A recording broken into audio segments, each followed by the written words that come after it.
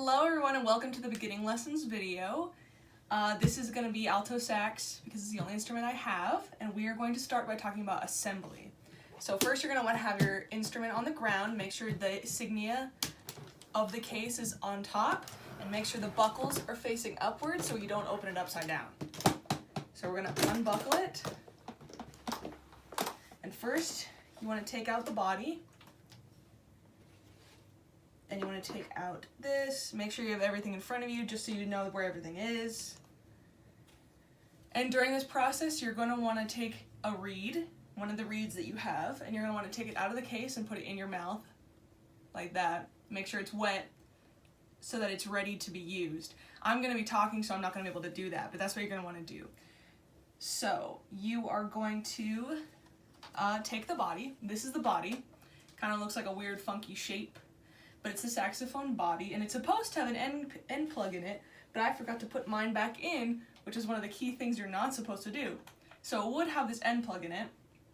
First thing you want to do is take that out, put it somewhere safe, and then you want to take the neck, which looks like this, and you want to take your mouthpiece and ligature. This is the ligature, and this is the mouthpiece. You want to take these and your reed, which has already been previously moistened, and you want to align the flat side of the reed against the open side of the mouthpiece so it's flat like that, and you want to make sure there's a little bit of, just a hairpin of space between the top and where the reed sits so that you can't see it when you're looking at it from the back, and that there's a little opening. So once it's in place, you're going to hold it with your thumb, and you're going to take your ligature, make sure the screws are facing towards you, and place it over that reed. And then you're going to adjust your reed. So it should look like this. And then you're going to tighten those screws just enough. Not so much that you get a crack sound, but not loose enough that you can move the reed around. So now that my reed is tightened in, I'm going to take my, here it is, the cap, and you're going to place it over it. It should be pre-moistened because you should be moistening it while in this process. And the next thing you're going to do is take you're going to take the mouthpiece that you previously capped, and I would probably take the cap off for this part, and you would screw it on, screwing in one direction until it is on tightly. And with this, you want the reed facing downward so it looks like this. Alright? And if you're having issues here with screwing on the mouthpiece onto the cork, in your case, let's put our cap back on. In your case, you should have something called Cork Grease that looks kind of like chapstick, like this. And the inside is grease. And with Cork Grease, when you're applying it, you don't want to apply so much. You just want to apply a little bit. What I would do is put it on there, just a little bit, and then put it around the cork with your fingers so that the whole thing is evenly distributed and that there's not enough that it will fly off on your cork, but enough that it'll stay on but slide on easier instead of forcing it on the cork, which will also break it. And then we are going to we're not going to do it right now. We would attach the body and the neck together, and these screws you want to make sure they're loosened so that you can attach it like so, with the back facing you. But for now I'm going to take it off so that we can talk about our next subject, which is embouchure. So, embouchure is the way in which an instrumentalist applies the mouthpiece and the mouth and the mouthpiece to a brass or a woodwind instrument. So we're doing woodwind, obviously. So we are going to adjust the way our mouths look so we can properly push air through the instrument and the mouthpiece. So we would start by covering our bottom teeth like that, creating a cushion so that our bottom teeth are not touching the reed at all. We don't want those teeth to touch the reed, just that cushiony part. And we want that to be firm yet flexible. And then we're going to add the top teeth to the top of the mouthpiece, like firmly biting down, and then you're covering those with the top lip and then closing the corners so that everything is tightly knit together. So the way that would look is I would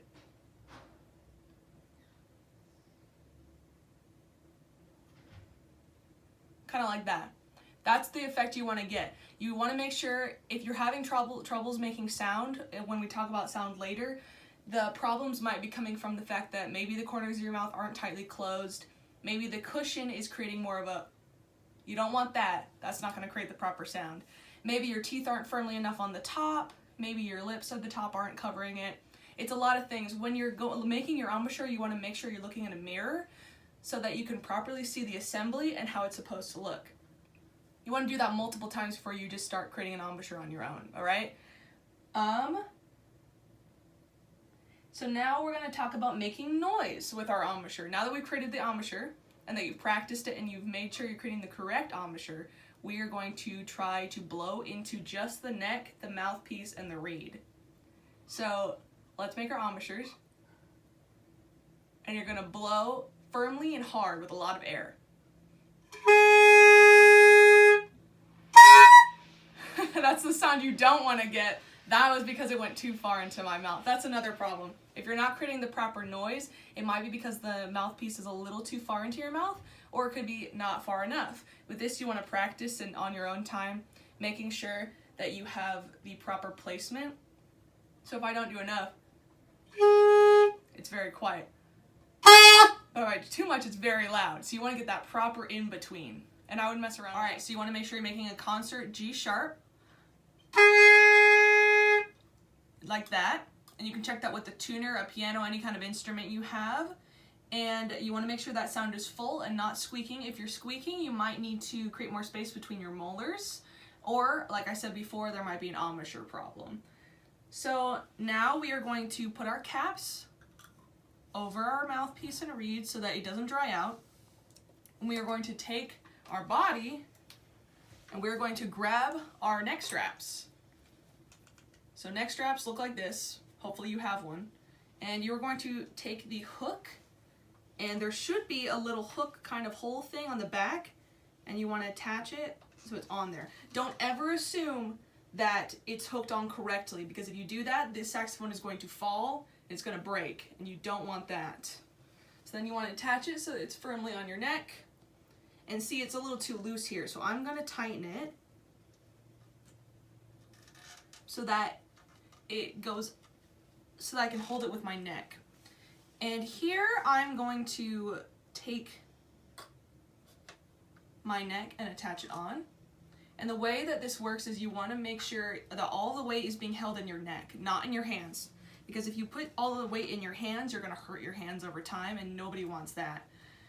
When you're attaching the neck, make sure to tighten these screws so that the neck doesn't move. They go in opposite directions, so don't mess up that way. Alright, so you want to make sure that the saxophone is going at a 90-degree angle into your mouth, like so. And you can hold it straight on, or you can hold it off to the side. If you hold it off to the side, you're going to want to adjust your mouthpiece so that you're not doing this. So you're doing more of this, just off to the side. I like to play off to the side, but I'll show you head on for today. So for hand position, your hands are kind of just going to make these kinds of shapes so that you can go around these palm keys on the side, because your hand just go around.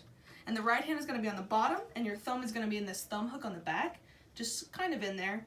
And your first three fingers are going to go on these opalescent pearl-like circles.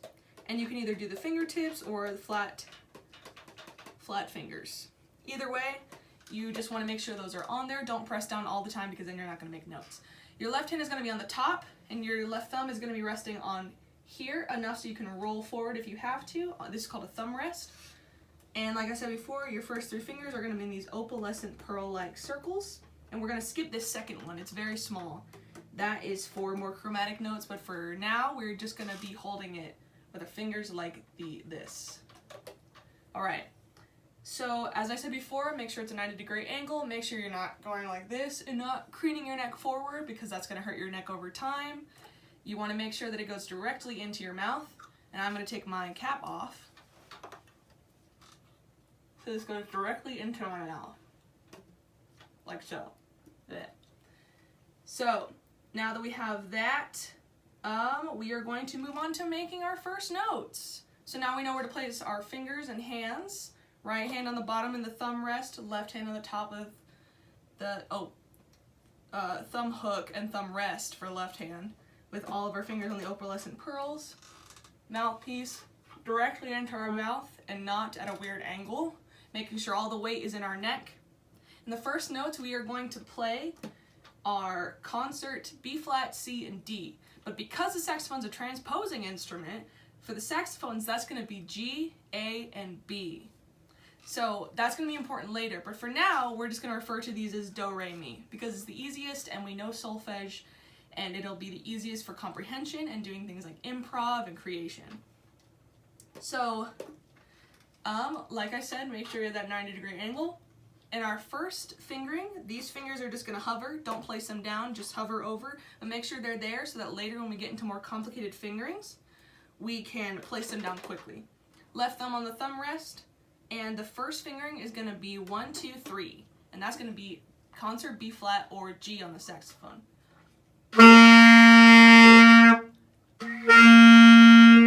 That's what it's going to sound like.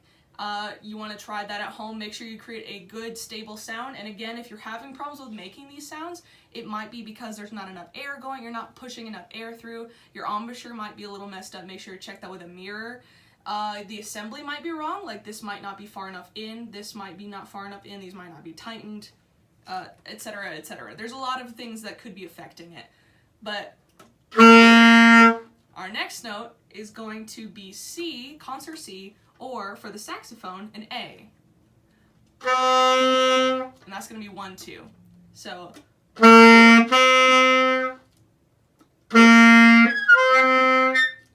Sorry, my reed's not wet enough.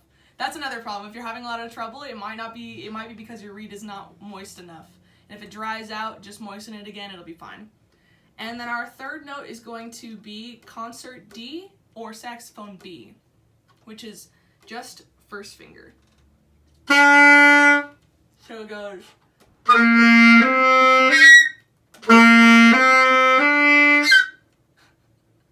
Yeah. So with that, I want you to practice going up and down with that fingering, making sure these fingers are hovering, making sure you're carrying all the weight in your neck. And it can be, again, it can be off to the side with an adjusted mouthpiece, or it can be straight forward. Make sure you don't put all the weight into your hands because it'll hurt your hands. But we want to practice or skipping,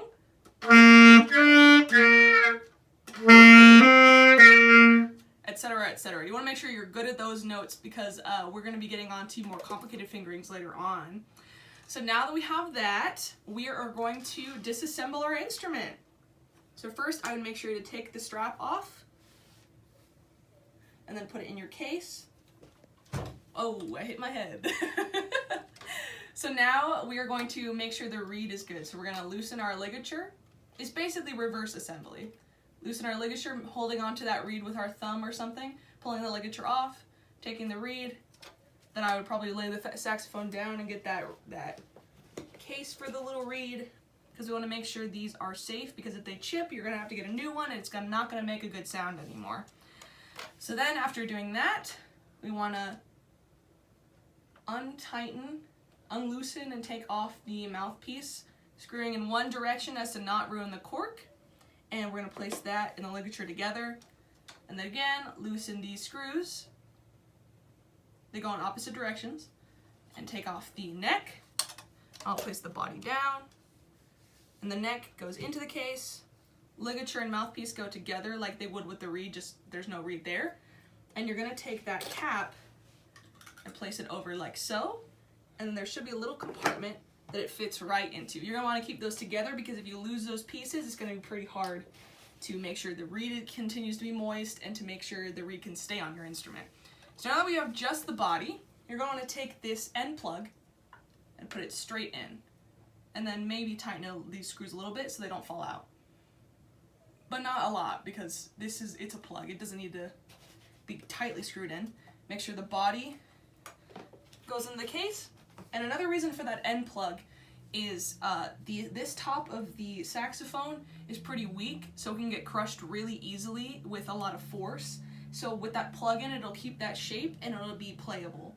But if we just put it in the case haphazardly, it'll probably break the end, and then you'll have to get that fixed. But actually, I forgot, another thing about maintenance, I'm gonna unscrew this because I totally forgot this part. But you wanna make sure that you swab out your instrument. So you should have a cloth kind of similar to this. It has these two little metal end pieces here. And I would take it through the top, do it like that. Takes a little bit of practice. And then it'll come through the end like so. And then you can pull the rag through. And you're gonna wanna do this multiple times just, you know, because there's a lot of spit and perspiration from playing in the instrument. And you wanna make sure that you get all that spit out. So after doing that, you can also do that to your mouthpiece. Don't pull the metal through, but if you wanna just maybe clean it off a little bit, that'd be a good idea as well. And there you have it. Your saxophone is all put away, and you just close these, make sure both buckles are tightened, and you're ready to go. Thank you for watching my video today.